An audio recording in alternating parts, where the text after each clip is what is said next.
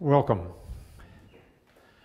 Last time we were here, we began an investigation of the most unique piece of literature ever written in any age, in any language. The literature to which I refer was originally written in a petty dialect, a dialect that has been a dead language for 2,000 years. It was addressed to a herd of slaves who were in bondage to the greatest civilization the world had ever known, a civilization that now has been dead for 2,000 years. So here's a piece of literature written in a petty dialect to a herd of slaves, and it has nothing provincial in it. It has nothing antique in it. There's nothing in it that betrays its origin. And it is so shaped as to meet the needs of every human heart in every country, in every age. Let's look at this passage again, Isaiah 52 and the last verses, and then going on to 53. There's no piece of literature like this in any language, in any era.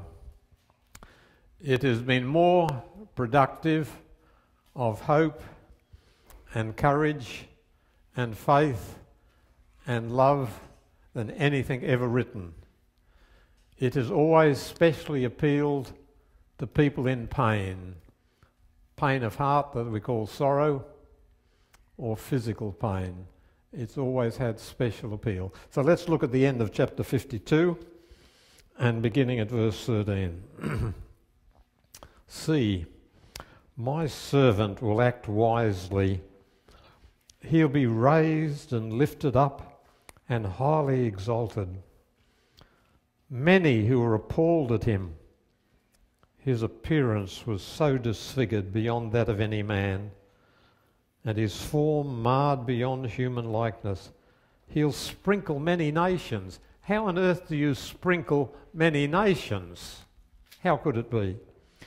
Kings, plural, will shut their mouths because of him. What they were not told, they'll see. What they've not heard, they'll understand. And yet, who has believed our message? To whom has the arm of the Lord been revealed?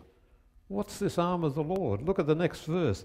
He grew up before him like a tender shoot, like a root out of dry ground. What a contradiction. An arm of God, just a shoot out of dry soil, and no beauty or majesty to attract us to him. You know, a root out of dry ground has no foliage, has no fruit, nothing attractive. He was despised and rejected by men. How can this be? It said he'd be exalted and extolled, that he'd be very high. What a contradiction.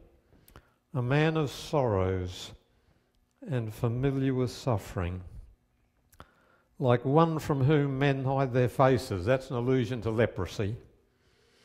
He was despised and we esteemed him not. He'd be treated as a leper, misapprehended all the days of his life, misapprehended in his death, the loneliest of all men, lonely in order that none of us might feel as we die that we are alone.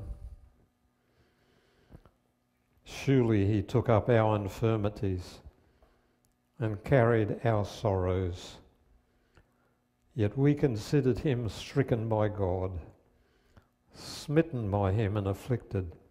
But he was pierced for our transgressions. He was crushed for our iniquities. The punishment that brought us peace was upon him, and by his wounds we are healed. How can this be? We all like sheep have gone astray. Each of us has turned to his own way, and the Lord has laid on him the iniquity of us all. How can one man take the iniquity of the world? He was oppressed and afflicted, yet he didn't open his mouth. He was led like a lamb to the slaughter, and as a sheep before her shearers is silent, so he didn't open his mouth. Right through the Old Testament, wherever anyone is in pain, they open their mouths, they shout, they grumble, they complain.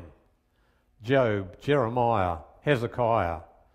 This is the only instance of anyone mentioned in the Old Testament who's in pain that doesn't open his mouth in complaint. By oppression and judgment he was taken away. And who can speak of his descendants? Yet a little further on, it'll say he see his descendants. How can that be? He was cut off from the land of the living. The Hebrew words for cut off means wrenched violently from life. For the transgression of my people he was stricken. He was assigned a grave with the wicked, and yet with the rich in his death. How can that be? Assigned a grave with the wicked, and yet with the rich in his death? Though he'd done no violence, nor was any deceit in his mouth, yet it was God's will to crush him and cause him to suffer. How can there be a righteous God who takes an innocent man and causes him to suffer? Though the Lord makes his life a guilt offering, hello, this man is a sacrifice. He'll see his offspring, but we just read he wouldn't have any. He'll prolong his days, but we just read he'd be cut off. Here's someone who'd have to be resurrected. And the will of the Lord will prosper in his hand. We just read that the Lord afflicted him. Now it says, the will of the Lord will prosper in his hand. After the suffering of his soul, he'll see the light of life and be satisfied. Don't think I'd be satisfied if people treated me as a leper, despised me, didn't understand me, murdered me, put me to death by judicial crime. But this one would be satisfied. By knowledge of him, my righteous servant will cause many be declared righteous, justify many. How can that be? How can that be? How can knowledge of a man in pain and sudden death, how can that sort of knowledge cause me to be counted righteous? It tells us in the next line, because he'll bear their iniquities. You know, the good book says the wages of sin is death. We've all sinned. Either we pay the wages or someone pays them for us. It's that simple. He will bear their iniquities. And then suddenly, after this minor key, after this depressed sequence, suddenly it changes to rapture and triumph, quite unexpectedly. I'll give him a portion among the great, and he'll divide the spoils with the strong. Many translators translate it this way correctly. I'll apportion him the many, and he will apportion the strong as spoil. Now this is very interesting. God says, I will allot, I will apportion, I will give many to him. The many whom he's redeemed, I'll give them to him. They're his offspring, they're his descendants. But then it says, and he shall allocate. He shall take hold of the strong for a spoil. Here's someone who has the same sort of power as God.